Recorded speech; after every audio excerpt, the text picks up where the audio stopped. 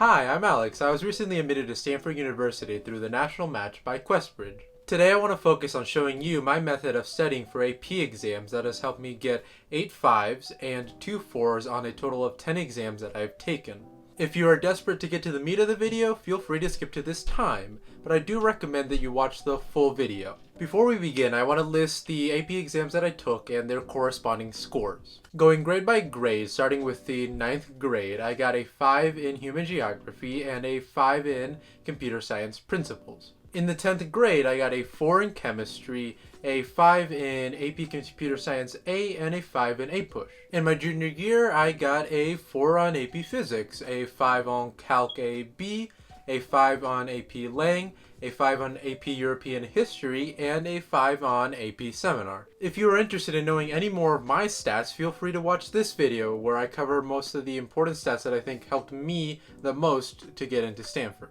Now, before we talk about how I study, I want to preface by saying that you should not attach a lot of your self-worth to these scores. Over the years, some of my friends have gotten sad to the point of depression because they attach too much self-worth to these scores. Please do not do this. You are worth so much more than a test that you sat down to take on one day. Don't let a number determine how you go about your life or any significant portion of it. Personally, the best thing I think you can do is to set up a plan and try your hardest to achieve a goal. For example, shoot for a 3, a 4, a 5. But if you fail, at least you'll know that you gave it your all. Nothing feels worse than failing at something knowing you could have done way better at it. Now, this may sound like I'm tooting my own horn, but that is not really my intention. I'm proud of all of these scores, including the 4's. Although my goal was not to get a 4 on the chem or the physics exam, I gave it my all, so I can go about my life in peace. The same should apply to someone who aims for a 4 and gets a 3. The effort is what truly matters. Anyways, enough prefacing. Is that even a word?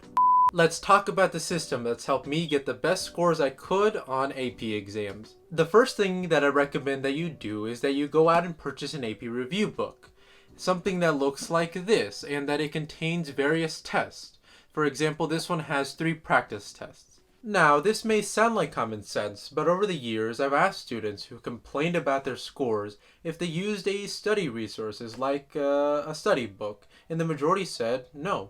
In my case, they have been lifesavers because they've allowed me to review a lot of the material that I had forgotten throughout the year, and it allowed me to get some feedback on what I needed to work on. Now, in terms of usage, I only read a teensy bit of the review material inside the book. I buy it because it contains a lot of practice tests, which is essential to my system. If you do not want to purchase the book, you still have online practice exams which are available. A lot of free practice exams are easy to find with a quick Google search, so you can all benefit from my system. I personally prefer the book version because more than likely I will end up taking the exam in person and on paper, and I like to practice the real thing. But with online exams being an option this year, it's ultimately up to you. Assuming you have a book or access to online exams, let's talk about taking these practice exams over straight up reviewing the material. I'm going to break down my system chronologically based on what I have done in preparation for my AP exams over the years.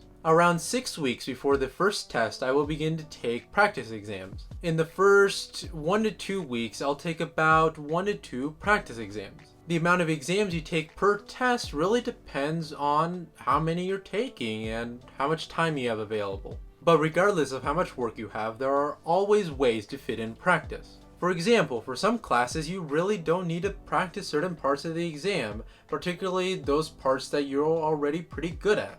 Let's use the AP US History exam as an example. On the A-Push exam, there is a DBQ and there are LEQ questions, which are just written portions of the exam. Let's consider a student named Todd. Todd can write really good DBQs and LEQs, particularly if he knows the topic that is being discussed. So Todd really doesn't need to study that portion of the exam. If anything, he only has to go through a couple flashcards to try to remember as much material as possible. However, I can't answer multiple choice questions to save Todd can't answer multiple choice questions to save his life. So he dedicates more time to that portion of the practice exam. Therefore, if you have 5 to 6 exams to take, you should still be able to find time to fit in practice for all of them by focusing on the parts that you are weaker at. Now, for the first couple of tests, you should not be concerned about your score. It's fine to only get about 50% right, or around that ballpark, because your priority is to learn from your mistakes. Just last week, I was taking the multiple choice section of the Calc BC exam, and I missed about 7 questions. The great thing about missing questions on the practice books is that there is an explanation in the back for each answer. Not just a solution, a whole dang explanation with visuals if needed. My main piece of advice is that you look at the solutions for any question that you missed, that you guessed on, or that you had any doubt on. The best way to ensure that you improve from one test to another is by knowing what you did wrong and what is right. Oh, and another thing, make sure to actually read the explanations before moving on to another test. Sometimes it's tempting to do more tests because you want to get more practice in, but really you want to know what you're doing, so read those explanations. In addition to taking these exams, I recommend that you supplement your learning with videos and other resources. I personally turn to YouTube and the organic chemistry tutor for a lot of my classes because that man is a godsend. I sometimes use Khan Academy as well, but anyways, you get the idea. You want to make sure that you understand a lot of the topics well, and sometimes simple Google searches or the solutions aren't enough, so look out for yourself. Also, I recommend that if your class requires a lot of memorization that you purchase flashcards. So I'm talking AP Bio, AP Art History, the social sciences kind of a thing. Anyways, back to my plan. Once I'm about 2 to 4 weeks away from the date of the first test, I will begin prioritizing only taking practice exams. And I know what you're about to say. Alex, you said that about the first 2 weeks. This time I really mean it. That means hanging out less with people and playing less video games to open up time to actually study. I know this sounds like a large sacrifice to some of you, and some of you won't want to do it. Heck, I don't like to do it. And that's just fine. Just remember, we all have different goals. Some of us need a 3 or a 4, or some of us need a 5. Obviously, I'm shooting for a 5, so I'm going to spend more time studying than someone that's only shooting for a 3. So it's all a matter of what score you are shooting for. In these last 2 to 4 weeks, I will normally end up taking about 1 to 3 practice exams for each course, depending on what I think I need. Again, feel free to adjust this however you need to. Also, there's another thing that I need to mention. Practice taking these exams with a timer. For example, when I was taking the Calc BC exam, the multiple choice section has a 1 hour and 45 minute time limit. It is important to time yourself and limit yourself so you can practice the time constraints that you will experience the day of the test. With that being said, the goal of my system is not to get you a perfect score. I'm sorry. The goal is to help you get more questions right than you normally would. And besides, let's say I'm aiming for a 5 this year on one of the tests that I'm going to take.